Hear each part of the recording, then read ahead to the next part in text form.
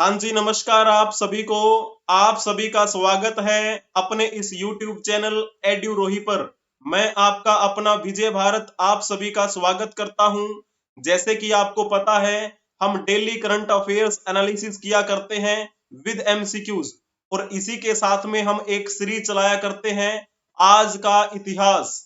यानी कि आज के दिन इतिहास में क्या घटित हुआ था, वो सब बातें भी हम कवर करते हैं, और फिर इससे संबंधित मल्टीपल चॉइस क्वेश्चन भी आपसे पूछते हैं। तो हमारी जो ये क्लास होती है डेली सुबह 6 बजे, इसके दो भाग होते हैं। पहले भाग में करंट अफेयर्स और उससे रिलेटेड मल्टीपल चॉइस क्वेश्चन आपसे पूछे जाते हैं। दूसरे भाग में ऐतिहासिक घटनाएं क्या घटित हुई थी इस दिन की, तो उससे संबंधित बातें कवर करते हैं और मल्टीपल चॉइस क्वेश्चन भी पूछते हैं।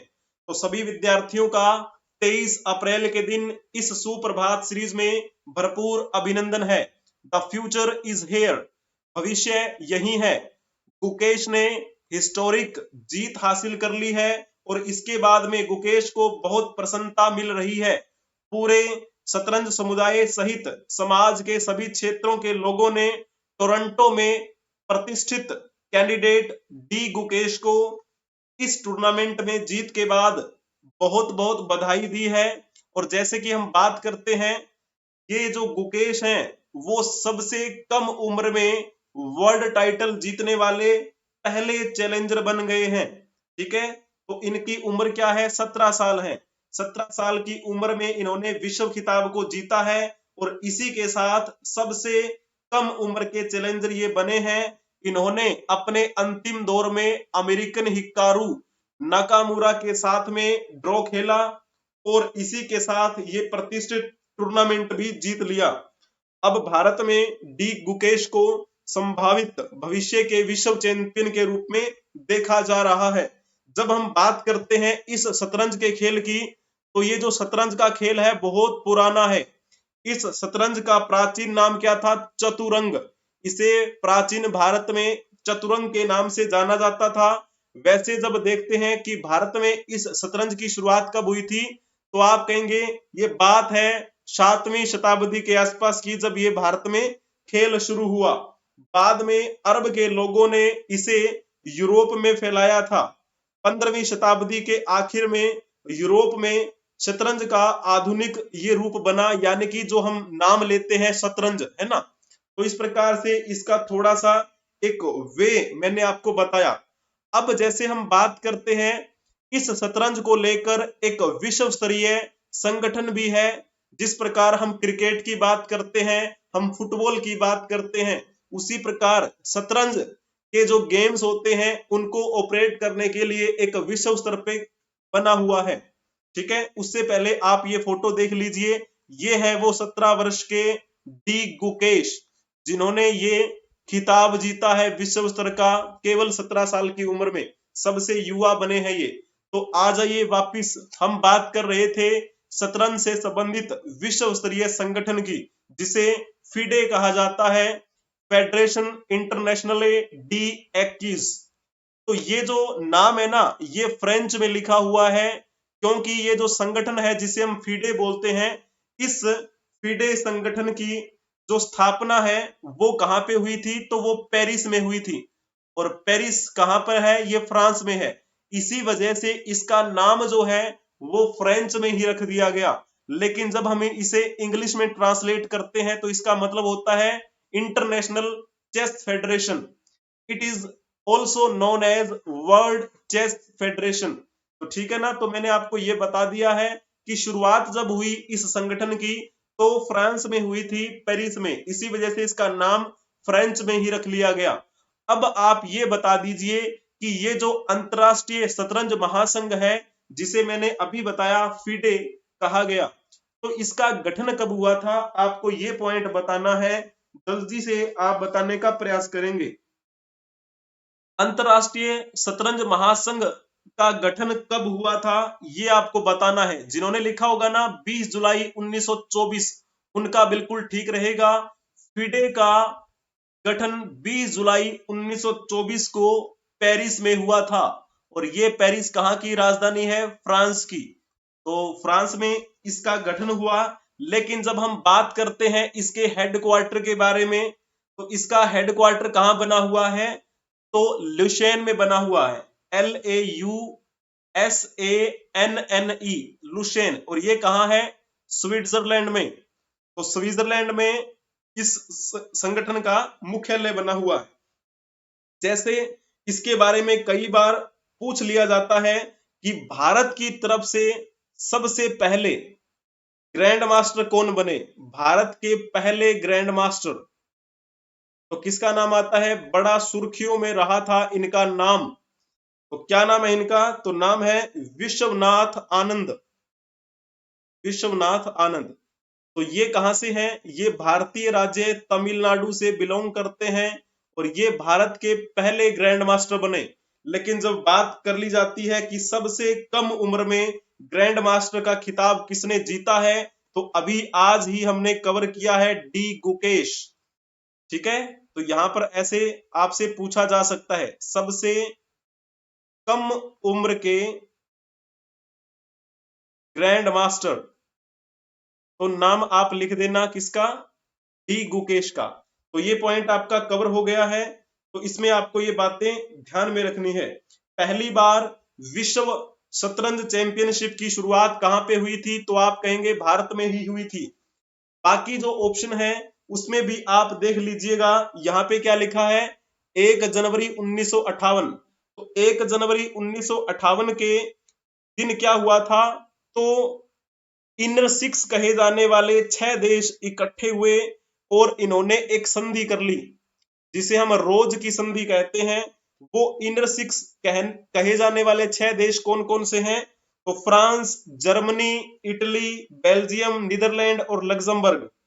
इन्होंने फिर क्या किया था? एक आर्थिक समुदाय की स्थापना की और इसी संगठन को बाद में EU के नाम से जाना गया, यानी कि ई से यूरोपियन और यू से यूनियन। तो हिंदी में कहें तो यूरोपियन संघ। तो यूरोपियन संघ की स्थापना कब हुई थी? 1 जनवरी 1958 को हुई। और जब बात करते हैं इसकी स्थापना कहां हम देखने को मिलती है, तो नीदरलैंड में हुई थी। और इसका मुख्यालय कहां बना है? तो आप कहेंगे ब्रुसेल्स में। ब्रुसेल्स जो कि बेल्जियम की राजधानी है। ठीक है ना, तो इस प्रकार ये बिंदु आपको ध्यान में रखना है। तो पॉइंट आपका कवर हुआ। और फिर जब बात करते हैं बी ऑप्शन के बारे में, इस दिन क्या खास हुआ था?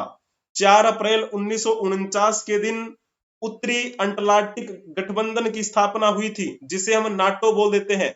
नॉर्थ अंटार्कटिक ट्रीटी ऑर्गेनाइजेशन की स्थापना हुई। इसका मुख्यालय भी कहां पे है? तो आप कहेंगे इसका मुख्यालय ब्रुसेल्स में है। ब्रुसेल्स बेल्जियम में। तो ठीक है, ये बिंदु भी आपको यहां पर ध्यान में रखना है। डी ऑप्शन क्या लिखा हुआ है? 1 जनवरी 1995। इस दिन क्या हुआ था? तो आप कहेंगे इस दिन एक संगठन की स्थापना हुई थी, जिसे हम क्या बोलते हैं? जिसे हम WTO बोल देते हैं, वर्ल्ड ट्रेड ऑर्गेनाइजेशन। हिंदी में कहें तो विश्व व्यापार संगठन। इसका मुख्यालय कहां बना हुआ है? जेनेवा में। जेनेवा कहां है? तो आप कहेंगे स्विट्जरलैंड में। तो जेनेवा स्विट्जरलैंड में मुख्यालय बना हुआ है WTO का। WTO की स्थापना 1 जनवरी 1995 को हुई थी। ठीक है, तो ये बिंदु आपको ध्यान में रखने हैं। अब हम चलते हैं नेक्स्ट क्वेश्चन की ओर, नेक्स्ट न्यूज की ओर। तो इसमें क्या लिखा है? CDS general Anil Chauhan embarks on an official visit to France।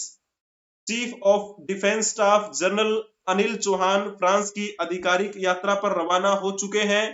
हालांकि जो न्यूज है वो आप इतनी फील मत कीजिए, जो मैं आपसे क्वेश्चन करवाता हूं उन क्वेश्चनों के बारे में आप अच्छे ढंग से फील कीजिए, क्योंकि लगभग क्वेश्चन पहले पूछे गए हैं और उन्हीं को आधार मानते हुए कुछ नए क्वेश्चन भी मैं आपके लिए लेकर आता हूं। तो चीफ ऑफ डिफेंस, जिसे हम क्या बोलते हैं? CDS। ये जो CDS है ये क्या होता है? तो CDS एक ऐसा पद है जो तीनों सेनाओं में सबसे सर्वोच्च होता है। चाहे हम थल सेना की बात करें, चाहे जल सेना की बात करें और चाहे वायु सेना की बात करें, तो इन तीनों सेनाओं का प्रमुख होता है CDS, जिसे हम क्या बोल देते हैं? त्रिसेवा प्रमुख भी बोल देते हैं। यानी कि तीनों सेनाओं के प्रमुख, ठीक है ना, सीडीएस। तो इस सीडीएस पद की शुरुआत कब हुई थी? 2019 को हुई थी। हालांकि इसका गठन करने का जो प्रस्ताव था वो तो 1999 का जो कारगिल युद्ध हुआ था उसी के समय में ये प्रस्ताव रखा गया था, लेकिन इस पद को लाया कब गया था? 2019 में। तो थोड़ा विस्तार से बातें करेंगे।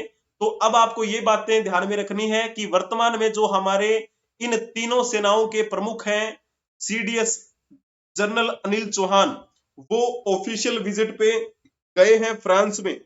उनकी इस यात्रा का उद्देश्य दोनों देशों के बीच में जो सशक्त रक्षा संबंध है उनको सुधारना है और उनको दृढ़ करना है, which have gained considerable momentum in last 2 years। पिछले कुछ वर्षों में महत्वपूर्ण रूप से काफी तेजी भी आई है इन दो देशों के संबंधों में। During his visit, General Anil Chauhan is scheduled to interact with senior civil and military leadership of France, including his counterpart, the French CDS। तो वहां पर भी क्या है? एक पद है फ्रेंच सीडीएस का, तो उनका नाम क्या है? General Thierry Burkhard. और वहां के जो डायरेक्टर हैं IHEDN के, क्या नाम है? तो वो भी यहाँ पर इनके साथ में मिलने वाले हैं। तो इस प्रकार जब पूछा जाए कि वर्तमान में हमारे सीडीएस कौन है, तो आप कहेंगे जनरल अनिल चौहान है। तो जैसे यहां पर आप फोटो देख पा रहे होंगे, ये हैं जनरल अनिल चौहान, ठीक है जी। तो आपको ये बिंदु ध्यान में रखना है। तो पहले आप इस क्वेश्चन के बारे में बता दीजिएगा, फिर हम बात करते हैं, थोड़ा डिटेल में बात करेंगे सीडीएस पद के बारे में। पहले इस क्वेश्चन के बारे में आप रिप्लाई दीजिएगा जल्दी से, कौन सा इसमें से ठीक रहेगा? एनडीए, एनडीए का जो मुख्यालय है कहां पर बना हुआ है, जल्दी से बताएं। जिन्होंने लिखा होगा ना डी ऑप्शन, उनका बिल्कुल ठीक रहेगा।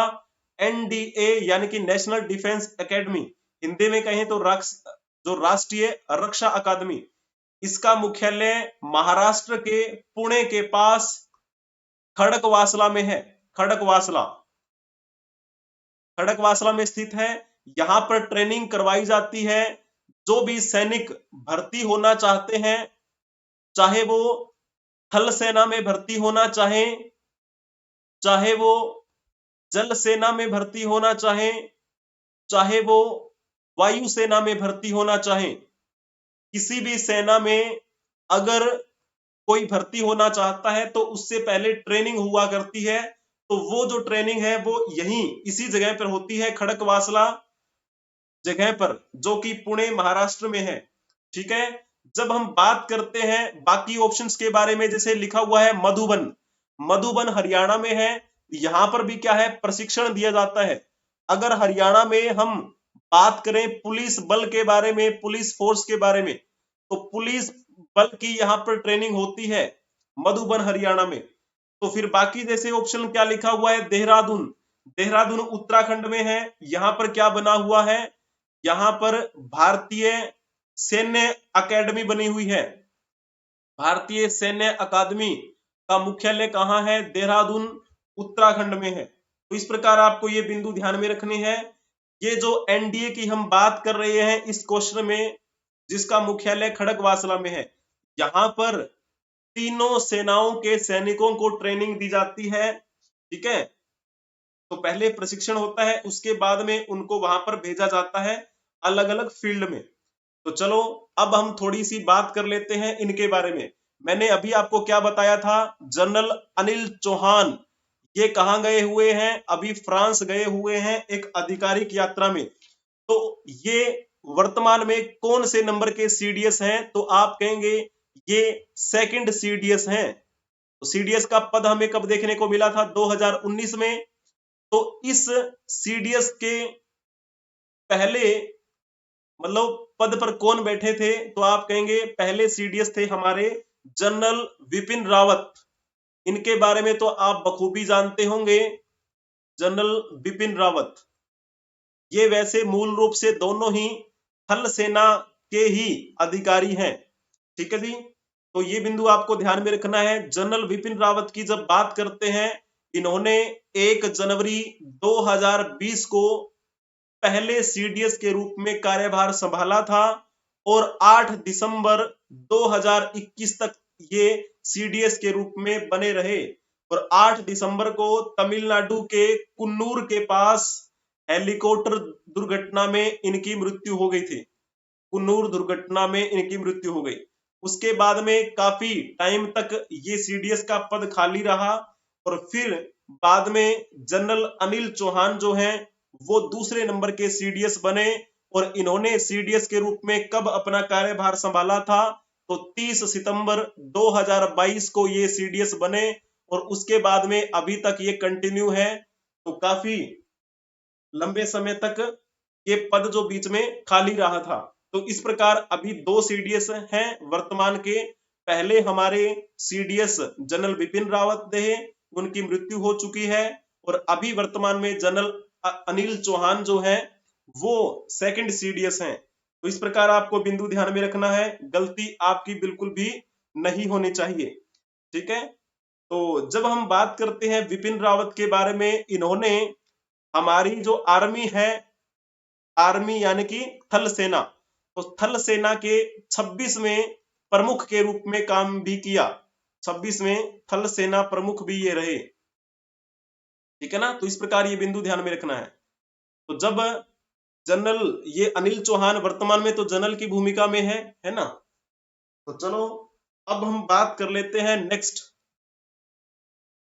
यहाँ पे देखो थोड़ा सा पहले नेक्स्ट न्यूज को कवर करने से पहले जब आप एनडीए सर्च करेंगे, उनकी ऑफिशियल वेबसाइट पर जाएंगे तो ये लोगो बना हुआ आपको दिखाई देगा। यहाँ पे लिखा हुआ है खड़गवासला पुणे इंडिया। ठीक है। और यहाँ पर ये बिल्डिंग लिखी हुई है ट्रेनिंग इंडियाज प्राइड। ठीक है। चलो जी, अब हम नेक्स्ट न्यूज के बारे में बातें करते हैं। वित्तीय वर्ष 2023-24 के दौरान शुद्ध प्रत्यक्ष कर संग्रह केंद्रीय बजट में किए गए अनुमान से 1.35 लाख करोड़ रुपए यानी कि 7.40% अधिक रहा। तो जैसे वित्तीय वर्ष 2023-24 की जब हम बात करते हैं ना, तो जो प्रत्यक्ष कर है उसमें काफी वृद्धि देखी गई है।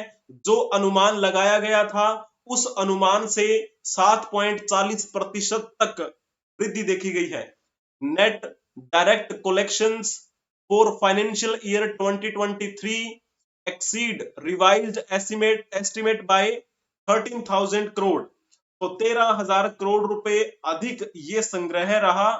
वित्तीय वर्ष 2023-24 के अनुसार जब हम देखें तो इसमें क्या है, वृद्धि बढ़ रही है। तो पहले थी हमारी कितनी, 23.37 लाख, इसकी वृद्धि दर्ज करते हुए अब 23.37 लाख इसमें क्या है, इसका आप कह सकते हैं कि इसमें संग्रह रहा। टोटल 18% की इसमें वृद्धि हुई है। नेट डायरेक्ट टैक्स कलेक्शन की बात करते हैं तो इसमें भी क्या है, 17.17% की वृद्धि के साथ 19.58 लाख रुपए ये रहा। तो पहले जैसे हम बात कर लेते हैं इनके बारे में, इस न्यूज को थोड़ा सा आप डिटेल में भी पढ़ लीजिएगा। जो भी अपेक्षाएं थी कि इतना इसमें संग्रह हमारे पास आएगा, उससे कहीं ज्यादा हमारे पास आया है ये 7.40% के साथ। ठीक है। तो यहाँ पर इस क्वेश्चन के बारे में बताओ। ये क्वेश्चन यूपीएससी लेवल का है, स्टेट पीसीएस लेवल का है। ठीक है ना। आर्थिक सर्वेक्षण 2023-24 के संबंध में निम्नलिखित कथनों पर विचार कीजिए और बताएंगे कि कौन सा ऑप्शन इसमें से ठीक रहेगा। जल्दी से आप बताने का प्रयास करेंगे। 3 कथन आपके सामने लिखे हुए हैं, तीनों में से आपको सर्च करना है, पढ़ना है। तो सबसे पहला पॉइंट पढ़ो, इसे आर्थिक मामलों के विभाग के बजट प्रभाग द्वारा तैयार किया जाता है। आप कहेंगे जी नहीं, ये पॉइंट गलत लिखा हुआ है। यह मुख्य आर्थिक सलाहकार के मार्गदर्शन में, मुख्य आर्थिक सलाहकार के मार्गदर्शन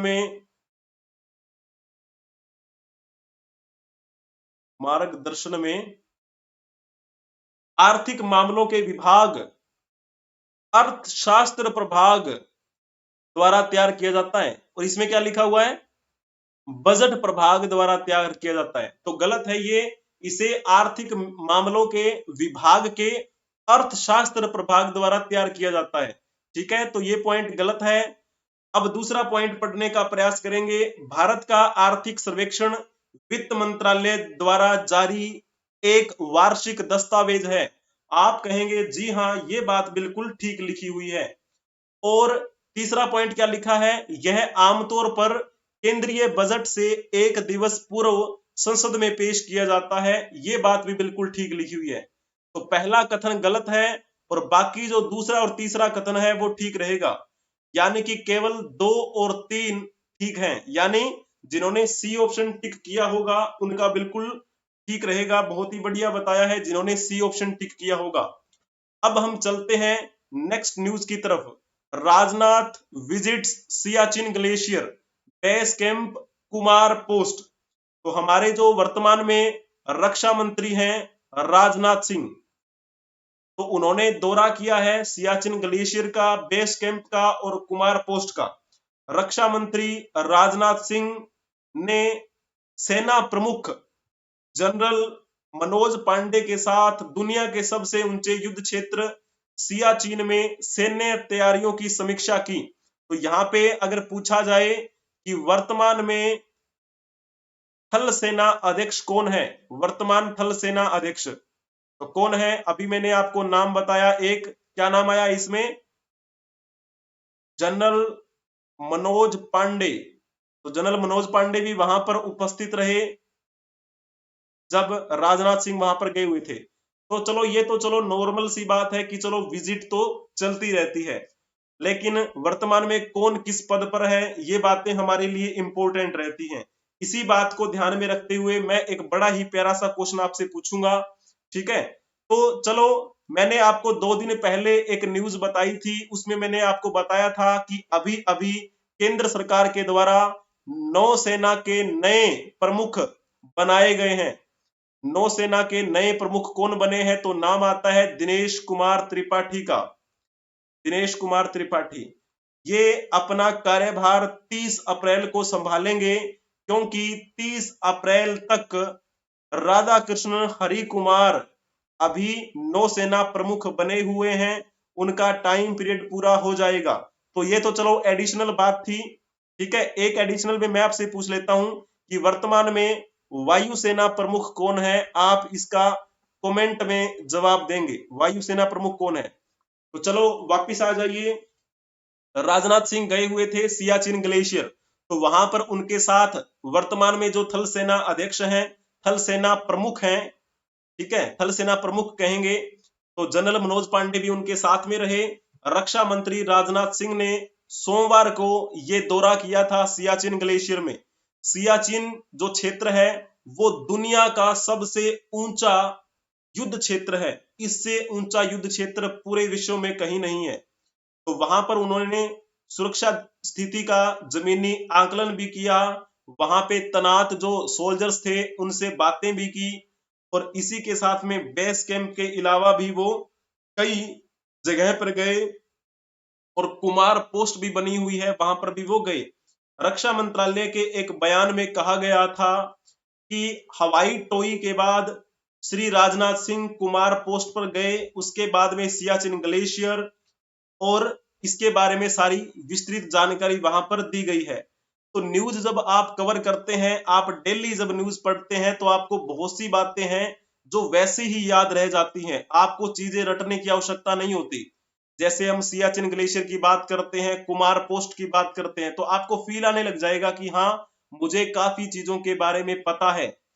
ठीक है, वर्तमान में जैसे न्यूज में नाम आता ही रहता है, वर्तमान में प्रमुख कौन है, वो साथ में गए, उनके साथ वो थे, तो रटने की कभी आवश्यकता नहीं पड़ती है ना। तो सिंपल ये अपने जीवन का हिस्सा अगर हम बना लेते हैं कि पढ़ेंगे न्यूज़पेपर, तो हमें चीजें हैं बड़ी आसानी से याद रहेंगी। अब ये जो बड़ा प्यारा क्वेश्चन मैंने आपसे पूछा है, इसके बारे में आप बताने का प्रयास करेंगे। सियाचिन ग्लेशियर और बियाफो ग्लेशियर जो क्रमशः विश्व के दूसरे और तीसरे सबसे बड़े ग्लेशियर हैं, किस पर्वत श्रेणी में स्थित हैं? तो बड़ा प्यारा सा क्वेश्चन है, आप इसके बारे में बताने का प्रयास करेंगे। हालांकि जब सियाचिन की बात की जाए तो ये जो सियाचिन है वो सबसे ऊंचा युद्ध क्षेत्र है, सबसे ऊंचा युद्ध क्षेत्र, यानी इससे बड़ा ऊंची जगह पर कोई भी युद्ध क्षेत्र नहीं बना हुआ है लड़ाई के लिए। लेकिन ये ग्लेशियर विश्व स्तर पे देखा जाए तो दूसरा सबसे बड़ा ग्लेशियर है, और बियाफो ग्लेशियर ये तीसरे नंबर का सबसे बड़ा ग्लेशियर है। तो इन दोनों के बारे में आपसे पूछा गया है कि ये कौन सी पर्वत श्रेणी में स्थित है। जिन्होंने लिखा होगा ना काराकोरम, उनका बिल्कुल ठीक रहेगा। सियाचिन ग्लेशियर और बियाफो ग्लेशियर काराकोरम पर्वत श्रेणी में स्थित है। और जैसे हम बात करते हैं इस बियाफो ग्लेशियर के बारे में, ये जो श्रेणी अभी आप कहेंगे गिलगिट बाल्टिस्तान, गिलगिट बाल्टिस्तान है ना, ये जो क्षेत्र है अभी पाकिस्तान के कब्जे वाले क्षेत्र में है। तो अभी यहाँ पर पाकिस्तान का कब्जा है, कभी ना कभी हम वो हासिल कर ही लेंगे। तो ये बियाफो ग्लेशियर हमारे ही उसी क्षेत्र में है जो अभी पाकिस्तान के कब्जे में है। तो ठीक है। और जब सियाचिन की बात करते हैं तो सियाचिन उस क्षेत्र में है जो हमारे पास है, जो हमारा है। ठीक है, तो ये पॉइंट आपको क्लियर करना है। अब जैसे हम काराकोरम की बात कर रहे हैं, ये जो काराकोरम है, जिस काराकोरम पर्वत श्रेणी में सियाचिन ग्लेशियर है, जिस काराकोरम पर्वत श्रेणी में बियाफो ग्लेशियर है, तो ये काराकोरम पर्वत श्रेणी किसका भाग है? तो आप कहेंगे ये ट्रांस हिमालय का भाग है, ट्रांस हिमालय का भाग है। ठीक है, और सियाचिन ग्लेशियर समुद्री तट से 18,000 फीट ऊंचाई पर है, ऊंचाई पर। ठीक है ना, सियाचिन। तो ये पॉइंट आपको ध्यान में रखना है। चलो जी, अब थोड़ा थोड़ा अगर हम जिक्र करेंगे इनके बारे में तो मैं आपको बता देता हूं थोड़ा थोड़ा, ज्यादा विस्तार में आपको जानने की आवश्यकता है नहीं। तो जैसे पहले मैप देख लीजिए, मैप से आपको अच्छा समझ में आएगा। यहां पर देखिए, ये जो इंडिया मैप नाम से एक ऑफिशियल वेबसाइट है, वहां से उठाया गया। ये देखो काराकोरम रेंज, ये यहाँ पे देखो मैं ब्लैक कलर में इसको वो कर रहा हूं। ये काराकोरम रेंज जो है ना, यहाँ पर देखो कुछ इसका हिस्सा है जो वर्तमान में हमारे जो भारत के पास जो क्षेत्र है उसमें आता है। कुछ हिस्सा वहां तक फैला हुआ है गिलगिट बाल्टिस्तान तक, जो अभी पाकिस्तान के कब्जे में है। तो जो अभी मैंने आपसे पूछा था क्वेश्चन में, क्या था? बियाफी ग्लेशियर। ये जो बियाफी ग्लेशियर है यह यहीं इसी क्षेत्र के आसपास है जहां पर क्या है अभी पाकिस्तान का कब्जा है। और सियाचिन की बात करते हैं तो लगभग आप मान के चलो इस जगह पे है। तो ठीक है ना, तो ये दोनों के दोनों जो काराकोरम रेंज में है, और काराकोरम जो पर्वत श्रेणी है वो ट्रांस हिमालय का भाग है। ठीक है, तो यहाँ पर एक मैप और भी है, यहाँ पर ये देखिए। ठीक है, तो यहाँ पे ये लिखा हुआ है काराकोरम रेंज, लद्दाख पर्वत श्रेणी और जास्कर पर्वत श्रेणी। अब थोड़ा थोड़ा इसको समझने का प्रयास करेंगे। समझने का प्रयास कैसे करना है? तो हम हिमालय की जब बात करते हैं तो इसके कई फेज हैं। एक तो इसे हम बोलते हैं ट्रांस हिमालय। इस ट्रांस हिमालय में कौन कौन से हैं? तो काराकोरम रेंज इसी के अंतर्गत आती है। काराकोरम, लद्दाख जो पर्वत श्रेणी है, जास्कर पर्वत श्रेणी, और जिसे हम कैलाश पर्वत बोल देते हैं, वो सारे के सारे ट्रांस हिमालय के ही भाग हैं। ट्रांस हिमालय के जब आप दक्षिण में जाएंगे तब आपको वहां पे मिलेगा ग्रेटर हिमालय, ग्रेटर हिमालय। इस ग्रेटर हिमालय में जैसे हम बात करते हैं माउंट एवरेस्ट के बारे में, तो माउंट एवरेस्ट ग्रेटर हिमालय का भाग है। और माउंट कंचनजंगा ये भी ग्रेटर हिमालय का ही भाग है। और इसी के साथ में एक नाम आपने सुना होगा माउंट मकालू, ये भी ग्रेटर हिमालय का भाग है। जोजिला पास इसी का भाग है। और एक नाम आता है शिपकीला पास, शिपकीला पास भी ग्रेटर हिमालय का भाग है। और एक नाम आपने सुना है बर्जिला, ये भी इसी का है। और नाथुला ये भी इसी का भाग है। तो ठीक है ना, मोटा मोटा मैंने आपको बताया। ग्रेटर हिमालय के जब आप दक्षिण में जाएंगे तो वहां पर आपको क्या मिलेगा, लघु हिमालय का क्षेत्र। लघु हिमालय में हमें क्या है, इसको हम दो भागों में बांट देते हैं, दो भाग। और वो दो भाग कौन कौन से हैं, तो एक में आप मान के चलते हैं, इसे बोलते हैं पीर पंजाल श्रेणी, पीर पंजाल श्रेणी। और एक है आपकी धौलाधर श्रेणी। तो आपने एक नाम सुना है ना अटल सुरंग का, अटल सुरंग। ये जो अटल सुरंग है लगभग कितने किलोमीटर की है, ये है 9.02 किलोमीटर लंबी। और ये अटल सुरंग कहां से निकाली गई है, तो ये रोहतांग दर्रे से गुजरती है, रोहतांग दर्रा। और ये रोहतांग दर्रा कहां पर है, तो आप कहेंगे ये पीर पंजाल श्रेणी के पूर्व में पड़ता है, ठीक है ना। तो पीर पंजाल श्रेणी के रोहतांग दर्रे से गुजरती है ये अटल सुरंग। तो थोड़ा थोड़ा मैंने आपसे बताने का प्रयास किया है ये।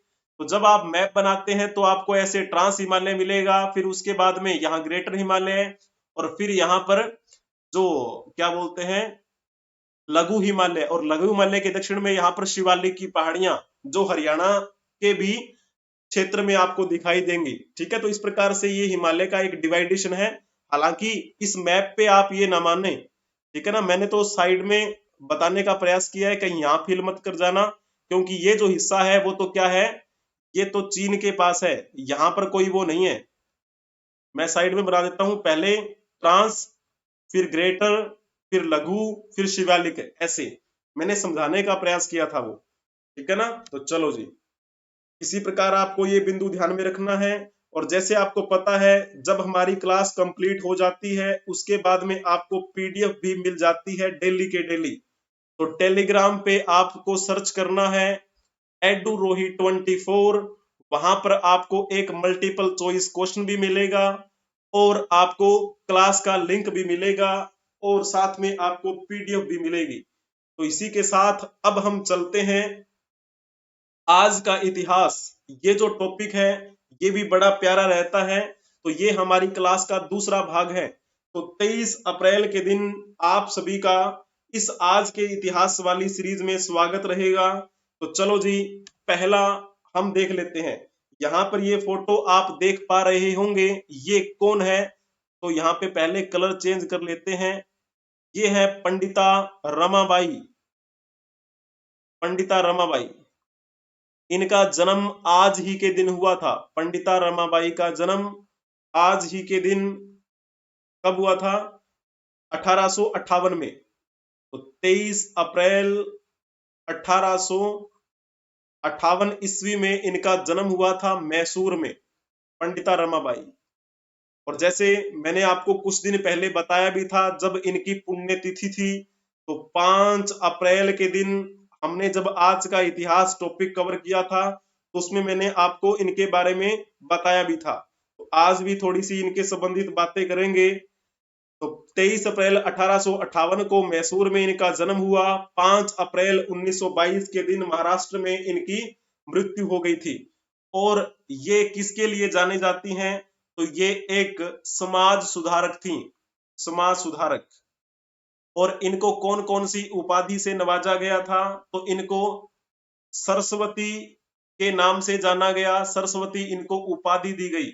और इनको पंडिता की उपाधि दी गई थी, पंडिता, यहाँ पे लिखा है ना पंडिता रमाबाई। और इनको कौन कौन सी उपाधि दी गई थी, इनको केसर ए हिंदी, केसर ए हिंदी की उपाधि भी इनको दी गई थी। तो ये कुछ उपाधियां हैं जो आपको ध्यान में रखनी है इनसे संबंधित, ठीक है जी। चलो, अब मैं पहले आपसे इनसे संबंधित एक क्वेश्चन पूछूंगा, दो क्वेश्चन पूछूंगा, फिर हम बातें करेंगे। निम्नलिखित कथनों पर विचार कीजिए और गलत विकल्प का चयन करना है कि इनमें से गलत कौन सा है। तो जल्दी से आप बताने का प्रयास करेंगे कि गलत इसमें से कौन सा रहेगा, जल्दी से बताएं।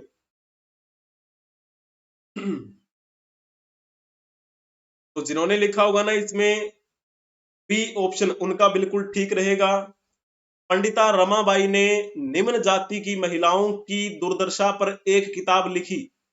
ये विकल्प गलत है, हमें चुनना क्या है, हमें गलत विकल्प ही चुनना है। तो इन्होंने कभी भी निम्न जाति की महिलाओं की दुर्दशा पर पुस्तक नहीं लिखी। इन्होंने जो उच्च जाति की महिलाएं थी उन महिलाओं की दुर्दशा के बारे में वर्णन किया था। और बाकी जो 2 पॉइंट लिखे हुए हैं दोनों के दोनों ही कथन सही लिखे हुए हैं। पंडिता रमाबाई ने पूना में एक विधवा गृह की स्थापना की जहां विधवा महिलाओं को पनाह दी जाती थी। अमेरिका में उनके प्रयत्न से एक एसोसिएशन की स्थापना हुई जिसे हम क्या बोलते हैं, रमाबाई एसोसिएशन। तो रमाबाई एसोसिएशन इनके प्रयासों से अमेरिका में बना और फिर इसी एसोसिएशन ने भारत में विधवा आश्रम का 10 वर्ष तक खर्चा चलाने का जिम्मा भी लिया था। ठीक है, तो इस प्रकार आपको ये बिंदु इनसे संबंधित ध्यान में रखना है। कहा जाता है कि इनका जो विवेक था बहुत ही बेहतरीन था। इन्होंने लगभग 20,000 के आसपास में श्लोक कंठस्थ कर लिए थे। इसी वजह से इनको सरस्वती पंडिता की उपाधि दी गई थी। ठीक है ना। तो पंडिता रमाबाई संस्कृत की महान विदुषी थी। आप कहेंगे ये बात बिल्कुल ठीक है। संस्कृत के साथ साथ उनको मराठी भाषा का भी ज्ञान था, उनको बांग्ला भाषा का भी ज्ञान था और कन्नड़ भाषा भी बड़े बेहतरीन तरीके से वो जानती थी। ठीक है ना। तो ये कुछ बातें जो इनसे संबंधित हमने जाननी है और इसमें कभी भी कोई भी मिस्टेक आपकी नहीं होनी चाहिए। 1883 के आसपास बताया जाता है कि वो इंग्लैंड गई थी। वहां पर 2 साल तक वो संस्कृत की प्रोफेसर रही और संस्कृत की प्रोफेसर रहने के बाद वो अमेरिका में पहुंची। फिर वहां पर क्या है, रमाबाई एसोसिएशन की स्थापना हुई थी। एसोसिएशन, ठीक है ना, इसी ने जिम्मा लिया था। अब थोड़ा सा एक और पॉइंट बताने का प्रयास करेंगे पंडिता रमाबाई के बारे में। पंडिता रमाबाई ने शारदा सदन, जिसे शिक्षा सदन भी कहा जाता है, इसकी स्थापना कब हुई थी? तो जल्दी से आप बताएंगे शारदा सदन। तो जिन्होंने लिखा होगा ना बी ऑप्शन, उनका बिल्कुल ठीक रहेगा। पंडिता रमाबाई ने 1889 में इस शारदा सदन की स्थापना की थी और मुख्य उद्देश्य क्या था? विधवाओं के लिए, तो विधवाओं के लिए सारी की सारी सुविधाएं उपलब्ध करवाना, ये इनका मुख्य मकसद था। बाद में इन्होंने एक आश्रम भी बनाया था जिसे क्या नाम दिया गया था? कृपा सदन। तो कृपा सदन नाम का भी क्या है, इन्होंने एक आश्रम बनाया और ये महिलाओं के लिए था स्पेशली। ठीक है, तो इस प्रकार ये आपको बिंदु ध्यान में रखना है। करते करते इन्होंने समाज के लिए बहुत कुछ किया। 1919 में ब्रिटिश सरकार ने इनको केसर ए हिंदी की उपाधि दी। ठीक है, और फिर 5 अप्रैल 1922 को इनकी मृत्यु हो गई, इनका देहांत हो गया। तो ये बिंदु आपको ध्यान में रखना है। आज इनकी जयंती है, तो जयंती के उपलक्ष्य में हम इनको श्रद्धांजलि अर्पित करते हैं। तो अब हम चलते हैं जी नेक्स्ट। यहाँ पर आप फोटो देख पा रहे होंगे, ये जो फोटो है किसकी है? तो आप कहेंगे इनका नाम है विठल रामजी शिंदे। विठल रामजी शिंदे, इनकी आज जयंती है। इनका जन्म आज ही के दिन हुआ था, यानी कि 23 अप्रैल 1873 को इनका जन्म हुआ और इनकी मृत्यु 2 जनवरी 1944 को हुई। ये किसके लिए जाने जाते हैं? तो ये भी एक बड़े प्रसिद्ध समाज सुधारक थे, समाज सुधारक। इनकी मुख्य जो भूमि रही थी वो थी महाराष्ट्र। महाराष्ट्र में इन्होंने बहुत अच्छे अच्छे काम किए। समाज में किस प्रकार से जो अस्पृश्यता का भाव फैला हुआ था, एक इंसान दूसरे इंसान के साथ किस प्रकार से दुर्व्यवहार करता था, अछूत समझता था, उस भावना को खत्म करने का इन्होंने प्रयास किया। दलित वर्ग को बराबरी पर लाना इनका मुख्य मकसद रहा। और विठल रामजी शिंदे ही वह वजह थे जिसकी वजह से लोकमान्य बाल गंगाधर तिलक जैसे हिंदू कट्टर नेता भी अस्पृश्यता के मुद्दे पर बोलने लगे थे, है ना। तो इन्होंने अखिल भारतीय कांग्रेस कमेटी को एक प्रश्न के रूप में क्या है यहाँ पर अपने एजेंडे में शामिल किया। और जैसे कि आपको पता है, जब 1917 का भारतीय राष्ट्रीय कांग्रेस का अधिवेशन हो रहा था कोलकाता में, तो उस कोलकाता के अधिवेशन में अध्यक्षता कौन कर रही थी? एनी बेसेंट का नाम आता है। तो उस एनी बेसेंट की अध्यक्षता में हो रहे कोलकाता अधिवेशन में पहली बार अस्पृश्यता के मुद्दे को उठाया गया था। तो वो जो मुद्दा उठाया गया उसके पीछे जो मेहनत थी वो इन्हीं की थी, विठल स्वामी शिंदे की। ठीक है ना? तो इस प्रकार आपको ये बातें भी ध्यान में रखनी है। इन्होंने क्या किया था? प्रार्थना समाज द्वारा प्राप्त आर्थिक सहायता से वे विद्या लेने के लिए इंग्लैंड भी गए थे, और वहां पर क्या है, इन्होंने शिक्षा ग्रहण की और फिर वापस भारत में आ गए। भारत में आने के बाद अनेक संस्थाओं का इन्होंने क्या है, प्रचलन शुरू करवाया था। तो थोड़ा सा अब हम इनके बारे में अगर देखने का प्रयास करें तो कहा जाता है कि 1913 तक वो प्रार्थना समाज के बारे में तो आपको पता ही है ना, आत्माराम पांडुरंग, उनके नेतृत्व में प्रार्थना समाज की स्थापना हुई थी 1867 के आसपास में। तो 1913 तक ये प्रार्थना समाज के सदस्य रहे। फिर कुछ दिनों के बाद उन्हीं के लोग इनका विरोध करने लगे। फिर इन्होंने जो भी अछूत समझे जाने वाले लोग थे उनके लिए एक स्कूल भी खोला। ठीक है, बहुत से इन्होंने काम किए। उससे पहले इन्होंने क्या किया था, एक डिप्रेस्ड क्लासेस मिशन की स्थापना भी की थी। ठीक है, और 1917 में, यानी कि 1917 में इन्होंने क्या किया था, अखिल भारतीय निराश्रित, यानी कि जिनको आसरा नहीं है, जो किसी के आश्रित नहीं है, अखिल भारतीय निराश्रित अस्पृश्यता निवारक संघ की स्थापना की। ठीक है, तो इस प्रकार ये बिंदु आपको ध्यान में रखना है। चलो जी, बहुत बढ़िया। और जब इससे एक साल पहले 1916 में भारतीय राष्ट्रीय कांग्रेस का अधिवेशन लखनऊ में हुआ था, जिसे हम लखनऊ अधिवेशन के नाम से जानते हैं। उस लखनऊ अधिवेशन में कांग्रेस के दो जो टुकड़े हो रखे थे वो टुकड़े एक हो गए थे, यानी कि गरम दल नरम दल अब एक ही हो गया था, और कांग्रेस ने अखिल भारतीय मुस्लिम लीग के साथ भी हाथ मिला लिया था। तो इसे हम क्या बोलते हैं? इसे हम लखनऊ पैक्ट के नाम से भी जानते हैं।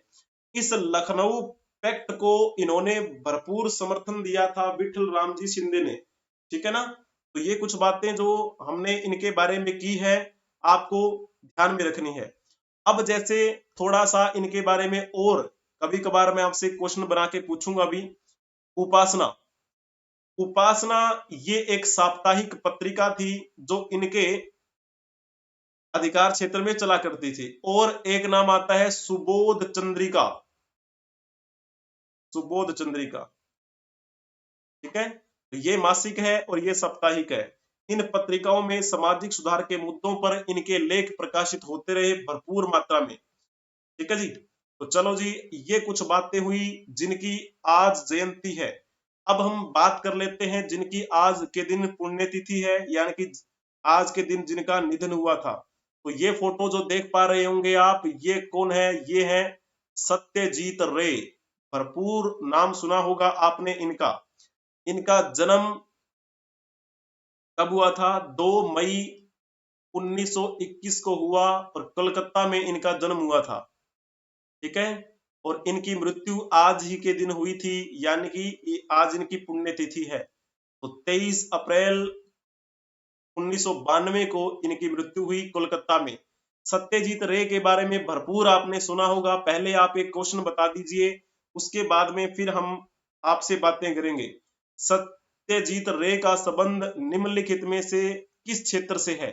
ये आपका वनडे एग्जाम में एक बार पूछा गया था, तो जल्दी से आप इनके बारे में बताने का प्रयास करेंगे। जल्दी बताएं। तो जिन्होंने इसमें लिखा होगा ना फिल्म निर्देशन, उनका बिल्कुल ठीक रहेगा। ये फिल्म के निर्देशक हुआ करते थे, फिल्म के निर्माता के रूप में इन्होंने भूमिका निभाई।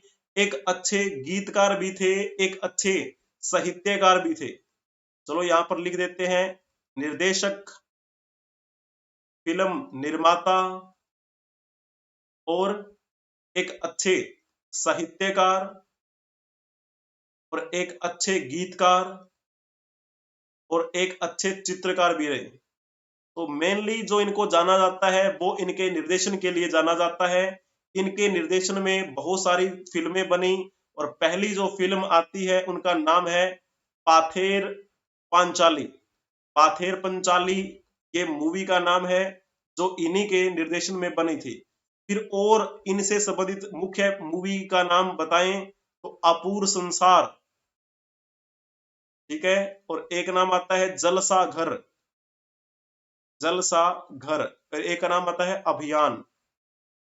ठीक है, तो इससे ये बातें आपको ध्यान में रखनी है। महानतम फिल्मी हस्तियों में से ये एक रहे हैं और अपने जीवन में इन्होंने लगभग 37 फिल्मों का निर्देशन किया, जिनमें बड़ी फीचर फिल्म भी रही, वृत्त चित्र भी रहे, लघु चित्र भी रहे। और इनकी जैसे मैंने अभी आपको बताया था पाथेर पंचाली इनकी पहली मूवी थी। पाथेर पंचाली को कान फिल्मोत्सव में सर्वोत्तम मानवीय प्रलेख पुरस्कार मिलाकर लगभग आप कह सकते हैं कि 11 अंतरराष्ट्रीय पुरस्कार मिले थे। 11 इंटरनेशनल पुरस्कार मिले इस मूवी को, यानी इनकी शुरुआती मूवी थी ये, है ना। जाहिर सी बात है कुछ तो बात रही होगी। फिर जब हम बात करते हैं ना, हमारे भारत में सर्वोच्च नागरिक सम्मान कितने होते हैं, तो आप कहेंगे 4 होते हैं, 4। तो सबसे मतलब सबसे बड़ा सम्मान कौन सा है? भारत रत्न। उसके बाद में आता है पद्म विभूषण और फिर आता है तीसरे नंबर पे पद्म भूषण और चौथे नंबर का नागरिक सम्मान है जिसे हम बोलते हैं पद्मश्री। ये जो सत्यजीत राय हैं, इन सत्यजीत राय को ये चारों के चारों सम्मान मिले, यानी कि चारों जो पुरस्कार से सम्मानित किया गया था इनको, तो सबसे पहले उनको सम्मानित किया गया था पद्मश्री से। ये बात है 1958 की। उसके बाद में 1965 में इनको पद्म भूषण से सम्मानित किया गया। फिर कुछ टाइम बाद में 1976 में इनको पद्म विभूषण से सम्मानित किया गया और इनकी मृत्यु के बाद 1992 में इनको भारत रत्न पुरस्कार से सम्मानित किया गया। हालांकि आपको पता है इनकी मृत्यु आज ही के दिन हुई थी, है ना, 1992 में। तो इनको मरणोपरांत भारत रत्न पुरस्कार से सम्मानित किया गया। तो आप क्या कमेंट में ये बता सकते हैं कि मरणोपरांत सबसे पहले भारत रत्न से सम्मानित व्यक्ति कौन थे? आपको मैंने काफी दिन पहले बताया भी था, तो आप इनके बारे में बताएंगे थोड़ा सा, ठीक है। चलो जी, अब हम चलते हैं नेक्स्ट। यहाँ पर आप देख पा रहे होंगे ये कौन है, तो आप कहेंगे ये है बाबू कुंवर सिंह। बाबू कुंवर सिंह आप कहेंगे नाम सुना सुना सा लगता है, तो बिल्कुल इनका जन्म नवंबर 1717 में हुआ था जगदीशपुर बिहार में। थोड़ा थोड़ा याद आया होगा नाम। और इनकी मृत्यु आज ही के दिन हुई थी, यानी कि 23 अप्रैल 1858 को। ये वो क्रांतिकारी वीर हैं जिन्होंने 1857 की क्रांति में अहम भूमिका निभाई थी। 1857 की क्रांति में अलग अलग क्षेत्रों से लड़ाइयां लड़ी गई भारतीय लोगों के द्वारा। उनमें से एक थे बाबू कुंवर सिंह। और बाबू कुंवर सिंह जो है वो कहां से नेतृत्व कर रहे थे, तो ये जगदीशपुर बिहार जो क्षेत्र है ना, वहां से 1857 की क्रांति का नेतृत्व कर रहे थे, ठीक है। तो इस प्रकार से बड़ी वीरता से इन्होंने वो 1857 की क्रांति में अपनी शौर्यता का प्रदर्शन किया। इन्होंने रीवा के जमींदारों को इकट्ठा किया, रीवा के जमींदारों को इकट्ठा किया और अंग्रेजों के खिलाफ युद्ध के लिए तैयार भी किया, ठीक है। और कहा जाता है कि जो तांत्या टोपे थे उनके साथ भी इनकी अच्छी उठ बैठ थी। तो एक क्वेश्चन आप बता दो कि जो हम 1857 की क्रांति की बात कर रहे हैं, ये जब 1857 की क्रांति हुई थी उस समय भारत का गवर्नर जनरल कौन था? ये पॉइंट आपको ध्यान में रखना है। तो जल्दी से आप बताएंगे जल्दी जल्दी बताएं। जिन्होंने लिखा होगा ना इसमें कैनिंग, उनका बिल्कुल ठीक रहेगा। ये जो कैनिंग है ये कब आया था? 1856 में आया और 1862 तक रहा। इस कैनिंग के समय में ही 1857 की क्रांति हुई, 57 की क्रांति।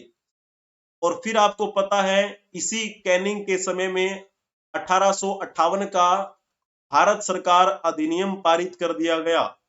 भारत सरकार अधिनियम 1858 के तहत ब्रिटिश ईस्ट इंडिया कंपनी का शासन समाप्त कर दिया गया और सीधा का सीधा शासन क्राउन के हाथों में चला गया। तो यानी कि जो भारत का वायसराय पद चला आ रहा था, सॉरी, भारत का गवर्नर जनरल पद चला आ रहा था, वो हमेशा के लिए समाप्त कर दिया गया।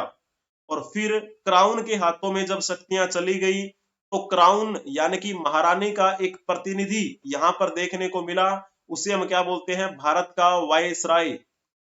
तो ये जो कैनिंग है, ये कैनिंग 1856 से लेकर 1858 तक भारत का अंतिम गवर्नर जनरल रहा।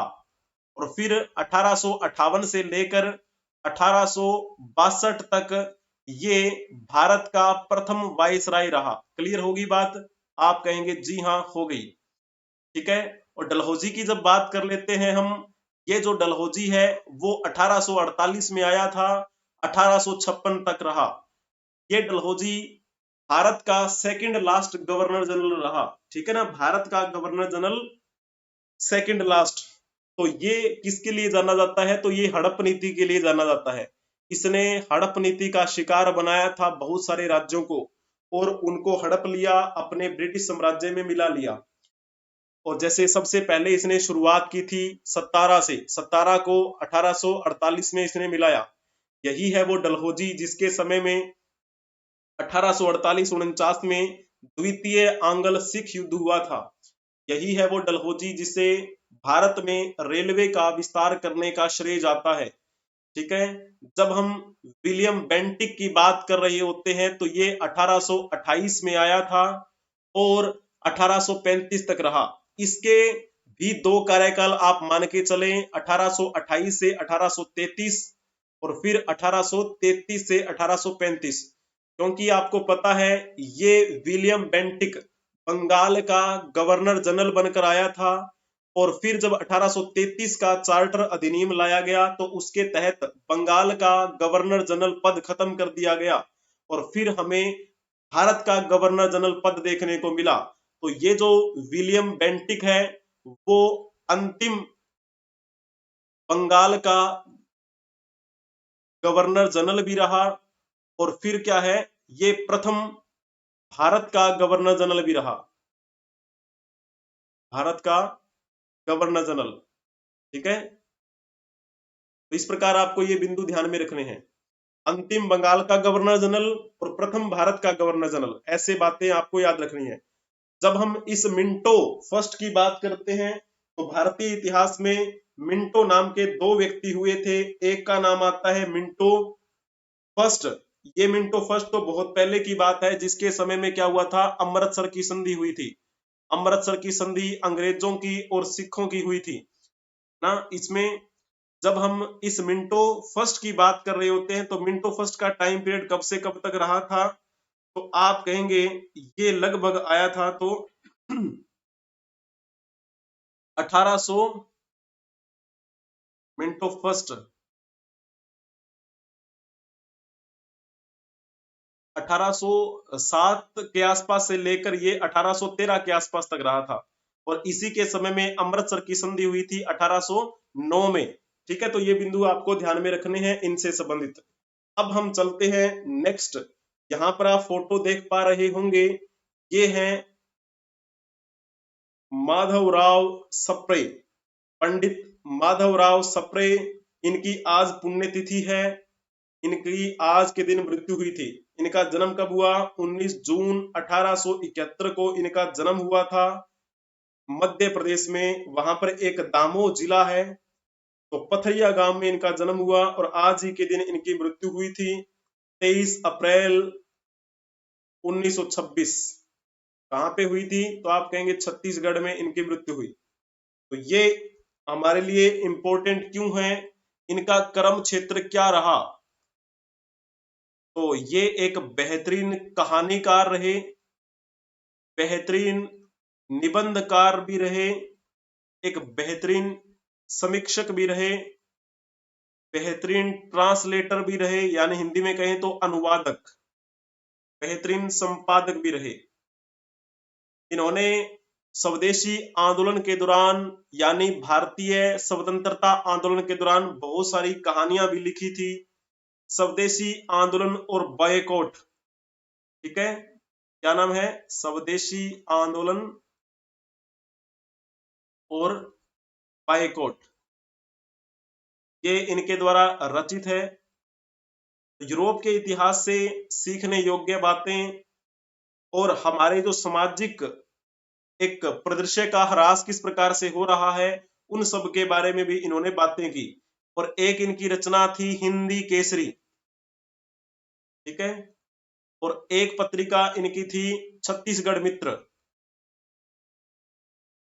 छत्तीसगढ़ मित्र, ये भी इनकी एक पत्रिका थी, ठीक है। तो इनकी स्मृति में एक समाचार पत्र संग्रहालय भी बनाया गया था, माधवराव सप्रे समिति संग्रहालय, ठीक है ना। और जैसे हम बात करते हैं, इन्होंने लोकमान्य तिलक के मराठी केसरी को यहाँ हिंद केसरी के रूप में छापना शुरू किया था। मैंने क्या बताया, हिंद केसरी।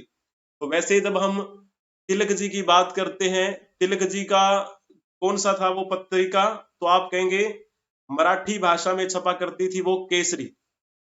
तो इस केसरी को इन्होंने किस रूप में छापना शुरू किया था, यानी कि उसी को ही एक हिंद केसरी का नाम दे दिया। इन्होंने हिंदी साहित्यकारों और लेखकों को एक सूत्र में पिरोने के लिए नागपुर में हिंदी ग्रंथमाला भी प्रकाशित की थी। महाभारत की बात करते हैं, मीमांसा, उनका भी इन्होंने क्या किया, हिंदी में अनुवाद किया। मराठी भाषाओं का, मराठी भाषाओं में जो ग्रंथ लिखे गए थे उनका भी अनुवाद किया बेहतरीन तरीके से। और करते करते फिर इन्होंने क्या किया था, 1921 में रायपुर में एक राष्ट्रीय विद्यालय की स्थापना की। रायपुर कहाँ है, छत्तीसगढ़ की राजधानी है। तो राष्ट्रीय विद्यालय की स्थापना 1921 में की थी इन्होंने, ठीक है। ये बिंदु आपको ध्यान में रखना है। इसी के साथ में रायपुर में ही इन्होंने पहले कन्या विद्यालय जानकी देवी महिला पाठशाला की भी स्थापना कर दी थी।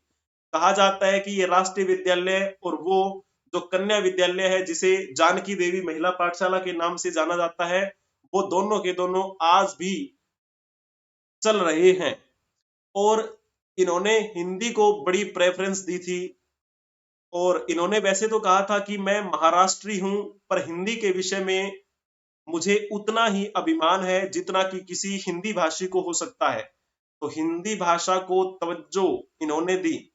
ऐसे बहुत से उस समय नेता हुए थे, जैसे हम महात्मा गांधी की बात करते हैं। महात्मा गांधी मूल रूप से तो गुजराती थे, लेकिन उन्होंने हिंदी को जन जन की भाषा बताया और हिंदी को उन्होंने आगे भी बढ़ाया। उसी प्रकार ये जो है सप्रे जी, इन्होंने भी कहा था कि मैं महाराष्ट्रीय हूं, यानी कि मैं मराठी भाषी हूं, लेकिन हिंदी के विषय में मुझे उतना ही अभिमान है जितना कि एक हिंदी भाषी को हो सकता है। और इन्होंने ये कहा कि जिस शिक्षा से स्वाभिमान की वृत्ति जागृत नहीं होती, वो शिक्षा किसी के काम की नहीं। विदेशी भाषा में शिक्षा होने के कारण हमारी बुद्धि भी विदेशी हो गई है। इस प्रकार के कुछ विचार रखते थे हमारे सप्रे जी, ठीक है ना। तो इस प्रकार आपको ये बिंदु ध्यान में रखने हैं। ज्यादा हम इनके बारे में बातें नहीं करेंगे, कभी कभार मैं आपसे क्वेश्चन पूछ लिया करूंगा इनसे। तो आज इनकी पुण्यतिथि है। पुण्यतिथि के दिन सभी महानुभावों को हम श्रद्धांजलि अर्पित करते हैं। अगर आपको वीडियो पसंद आई है तो लाइक कर दीजिए, चैनल को सब्सक्राइब कर लीजिए और शेयर भी कर दीजिए। एडू रोही ऑफिशियल अपने इस चैनल का नाम है। एक चैनल और भी है जिसका नाम है एडू रोही ऑफिशियल शॉर्ट्स, उसे भी आप सब्सक्राइब कर लेंगे। और आप हमें फॉलो कर सकते हैं टेलीग्राम पर, ट्विटर एक्स पर और इंस्टाग्राम पे। आपको सर्च करना है एडू रोही 24। किसी भी परीक्षा की तैयारी से संबंधित जानकारी के लिए व्हाट्सएप पर आप संपर्क कर सकते हैं। और सभी क्लासेस की पीडीएफ आपको यहाँ पर प्रोवाइड करवा दी जाएंगी। टेलीग्राम पर सर्च कर लें edurohi24 और पीडीएफ के साथ में आपको एक डेली क्वेश्चन भी मिलता है इस एडुरोही के ऑफिशियल चैनल पे। ठीक है, तो आप सभी का धन्यवाद बने रहने के लिए। आप हंसते रहें, मुस्कुराते रहें। जय हिंद, जय भारत। ठीक है, हम मिलेंगे कल की क्लास में। आप पढ़ते रहें। जय हिंद, जय भारत, वंदे मातरम।